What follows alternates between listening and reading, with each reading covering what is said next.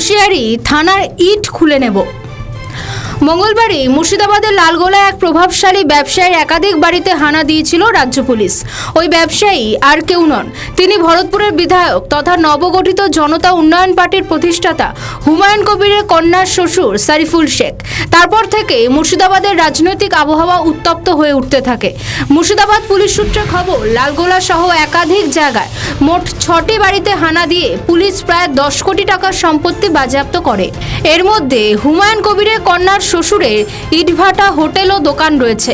মঙ্গলবারের পর বুধবারও পুলিশের অভিযান হয়েছে এবং এখনো পর্যন্ত বাজেয়াপ্ত সম্পত্তির পরিমাণ 18 কোটির বেশি বলেই জানা গিয়েছে।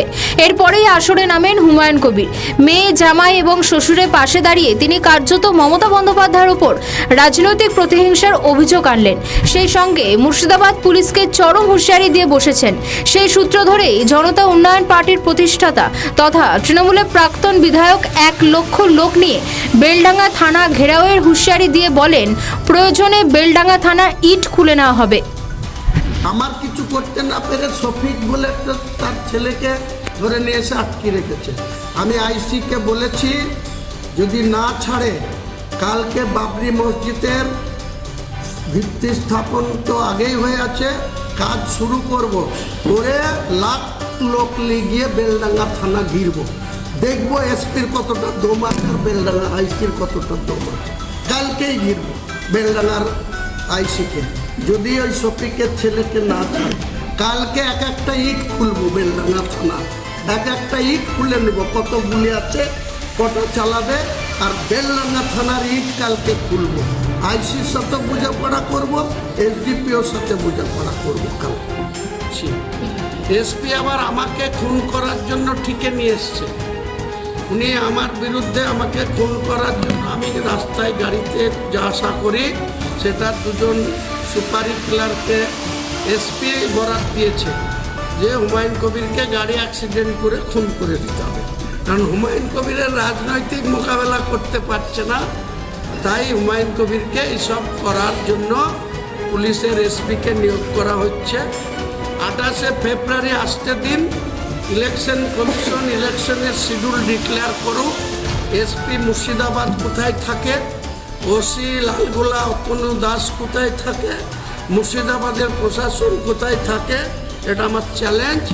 হুমায়ুন কবিরের আরও অভিযোগ, পুলিশের মাধ্যমে মুর্শিদাবাদ থেকে কোটি কোটি টাকা তুলে তৃণমূল দল চালাচ্ছেন মমতা বন্দ্যোপাধ্যায়। বঙ্গের রাজনৈতিক বিশ্লেষকদের বক্তব্য, হুমায়ুন কবিরকে ঘিরে রাজ্য রাজনীতিতে ক্রমশ ঘোরালো হয়ে উঠছে। কেউ কেউ দাবি করছেন, হুমায়ুন নতুন দল করে যেভাবে বাবরি মসজিদ তৈরি করার ঘোষণা দিয়ে মুসলিম ভোট ব্যাংকে থাবা দিয়েছেন, তাতে প্রবল চাপে তৃণমূল কংগ্রেস। লড়াই শুরু হয়েছে শেয়ানে শেয়ানে, আর সেই কারণেই পুলিশকে ব্যবহার করে হুমায়ুনকে চাপে ফেলতে চাইছে শাসক দল। একই দাবি হুমায়ুনেরও, যদিও পুলিশের দাবি আন্তঃরাজ্য মাদক পাচার চক্রের সঙ্গে সারিফুলের সরাসরি যোগাযোগের বেশ কিছু তথ্য মিলেছে। তার বিরুদ্ধে মাদক বিরোধী আইনের নির্দিষ্ট কিছু ধারায় মামলা রুজু হয়েছে। কিন্তু হুমায়ুনের বক্তব্য, মাদক পাচারের অভিযোগ থাকলে এতদিন পুলিশ কি করছিল? এর পিছনে যে রাজনীতি আছে তা মনে করিয়ে দিয়েছেন তৃণমূলের সাসপেন্ডেড হওয়া বিধায়ক। তবে তিনি বলেছেন, ছেড়ে কথা বলবেন না, এর জবাব ভোটের বাক্সে দিয়ে দেবে মুর্শিদাবাদের মানুষ। আমাদের ভিডিও ভালো লাগলে লাইক ও শেয়ার করুন, কমেন্ট সেকশনে আপনাদের মতামত জানান। আরও ভিডিও পেতে আমাদের চ্যানেলটিকে সাবস্ক্রাইব করুন এবং প্রতি মুহূর্তে খবরের আপডেট পেতে প্রেস করুন বেল আইকন।